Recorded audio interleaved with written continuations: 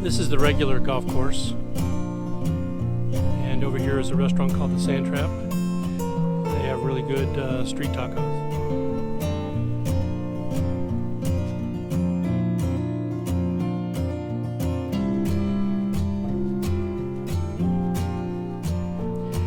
This is a soccer field, a baseball field, and a football field. They play 8-man football on this field.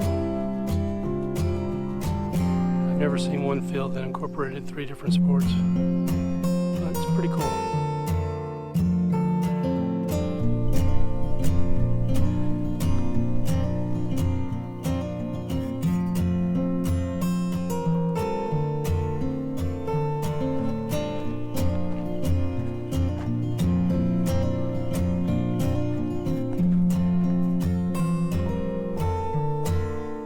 Yikes.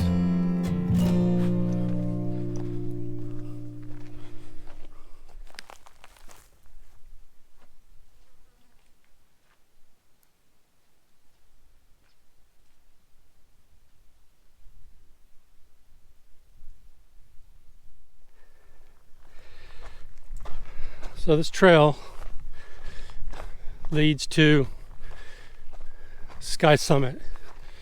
And there's another trail that joins up with this one almost at the top. And that one they call Garden to Sky Summit.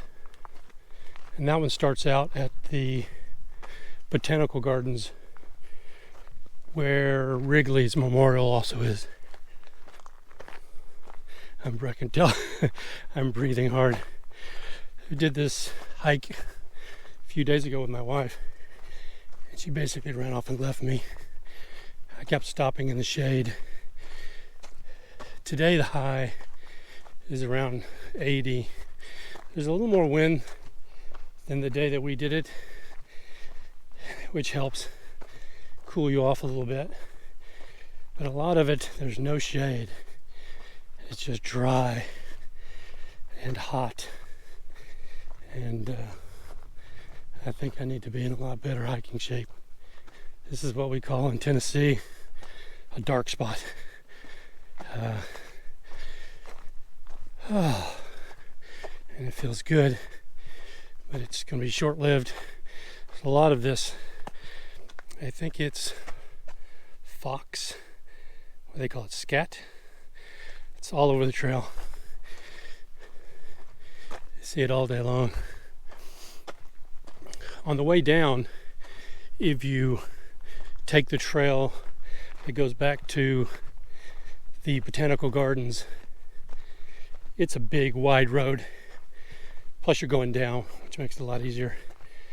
You have the occasional Hummer coming up it, because they do sightseeing tours and they use that road, but not that much. I mean, you might run across one or two. I don't expect it's probably even running today. This is end of September, it's off season, and it's not Monday or Tuesday, which is the 2 days that a cruise ship's here. So I kind of doubt the people on a cruise ship are doing this hike anyway. So a little bit more dark spot. I asked my wife if she'd ever heard of somebody calling the shade a dark spot, and she had not. I don't know if it's a southern thing, or it's like, I told her, You know, we're not too sophisticated. We like to simplify everything. The bugs that light up, I think in the north they call them fireflies. In the south, we call them, they light up, so we call them lightning bugs. No need to overcomplicate stuff, you know. That says mile 2. I have no idea what that means because we haven't walked 2 miles from the point that we started, at least. See a little bit of the football field, and beyond that you can see the golf course, and beyond that the Pacific Ocean. So here's a fire road right here. That's not the one we'll be going down, but we'll hike up to the top and we'll be able to see the ocean from the other side of the island, and they get a lot more wind on that side.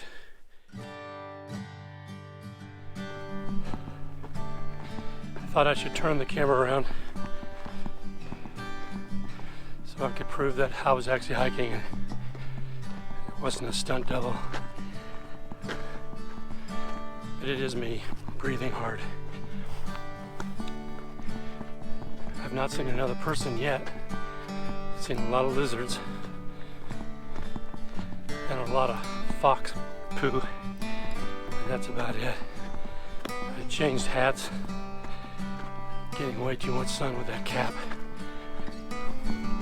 I hiked last week with a rash guard on, long sleeve, and a big brimmed straw hat, and I fried.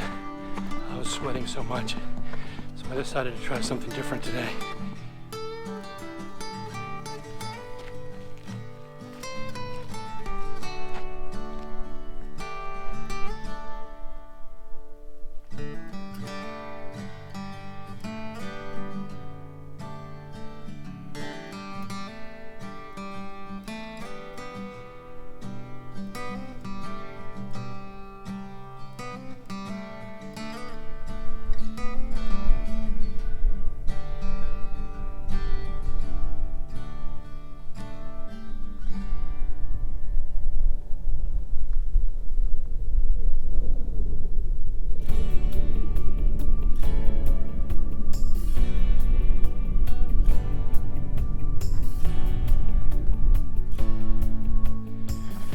We're making some progress. I've not succumbed to heat stroke or heart attack or just generally passed out yet. And I'm not out of breath right now because I just rested, actually. So here's where we are. I've seen passed one person so far. When we did it a few days ago, I mean, the trails weren't packed, but we did pass several people. I've never been on this trail or any of the trails out here where it's, you know, kind of like some of the trails in Yosemite or some places where it's packed and you're constantly passing people. So it's really nice hiking. Beautiful scenery. I would try to go early on a hot day to kind of beat the heat. I thought I would get out early this morning, but it was pretty windy. I ended up taking down the sunshade on the boat because I didn't want it to catch too much wind.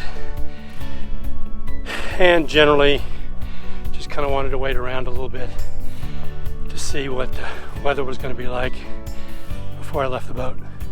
It's always a little nervous or nerve-wracking, or makes me anxious, maybe is what I should say, when I leave the boat unattended. So there is not a boat on the moorings on either side of me.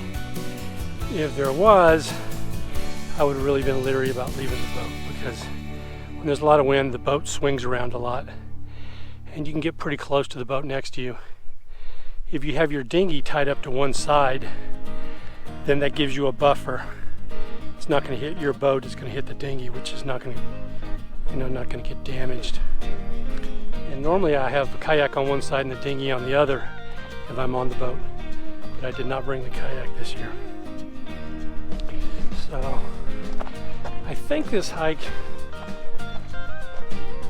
is around 3 miles one way.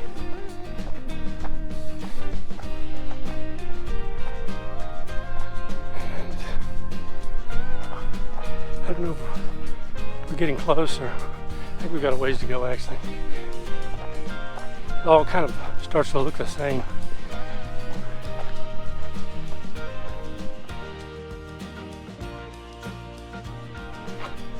Alright, we're getting close.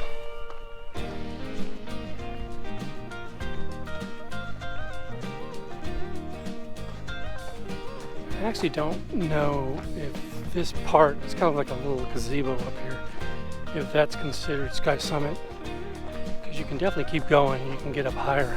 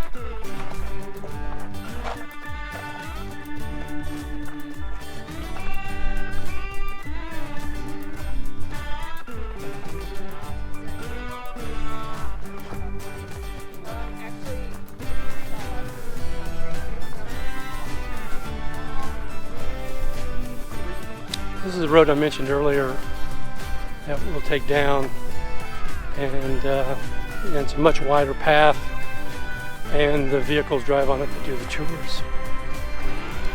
If it wasn't so cloudy, you would see the ocean out there. So the ocean from the other side of Catalina Island. Catalina Island is about 22 miles long.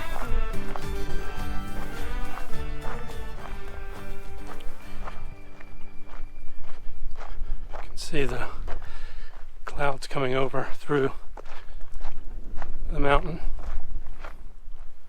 Okay, so it's pretty cloudy, but you could see a little bit of the ocean on the other side of Catalina, on the south side. And then over here is Avalon.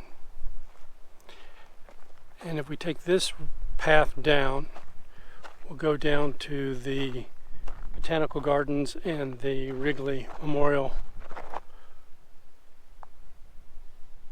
Even though it doesn't say that. Oh, there it is. I'm sorry. Yeah, Memorial Road. So we'll head down. Be pretty quick. Get a little video down at the memorial. And the memorial's kind of interesting. It's pretty impressive. It's a good size, kind of neat architecture, detailed, and you can see where he was buried, and then the way it's set up, you can tell that he was to be on one side and his wife was to be on the other. And he was buried here initially. I don't remember now how long he was buried here, but then at some point somebody moved him. But anyway, when we get down there, I will take some video, and then I think I might stop at the sand trap and negate all the calories I've burned off so far. This is the gate I just came out of. Find the path up there. And this is the Wrigley Memorial. Pretty impressive.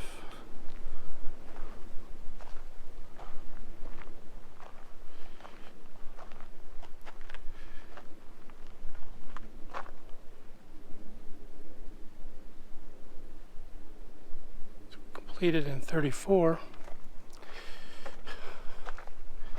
I have to look and see when Wrigley died, or it'll probably be on up here.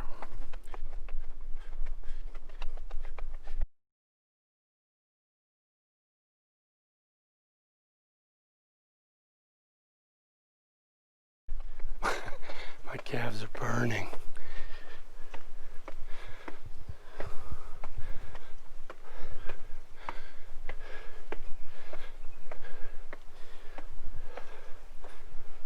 Wow, impressive.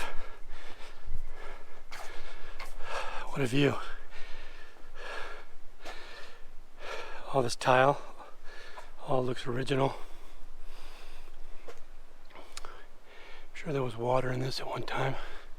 Fountain out of that lion.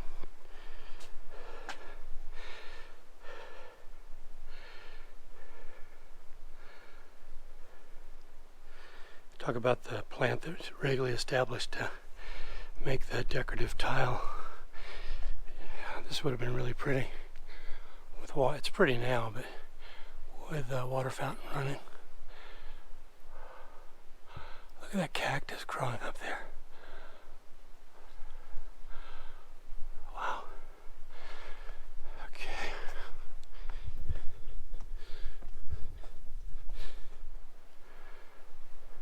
Bronze doors.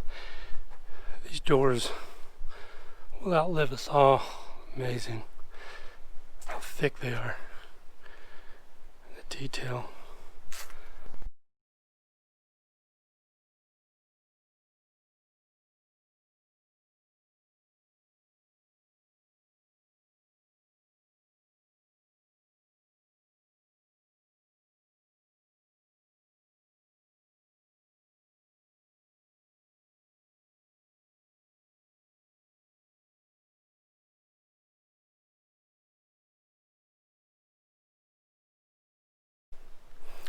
So I believe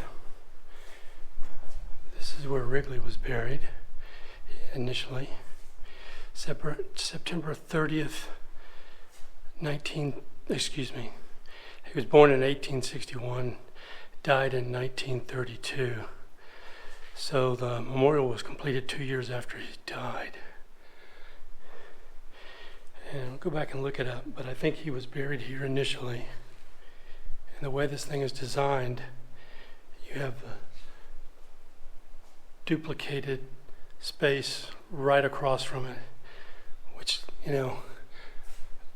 looks like it would have been for his wife. Look at the detail, the doves.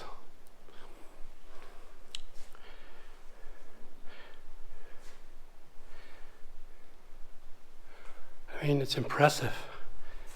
Built in 1934. Can you imagine what it cost to build this?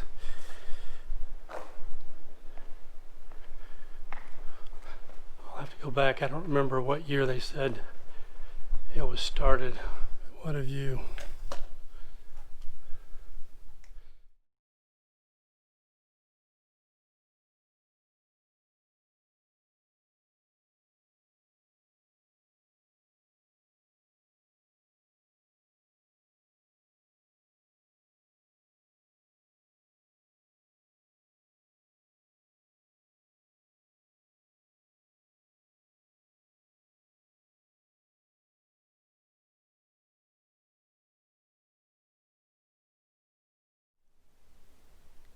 So this was built the building began in 1933, so that was a year after he died. He died in January of '32. finished in June of '34.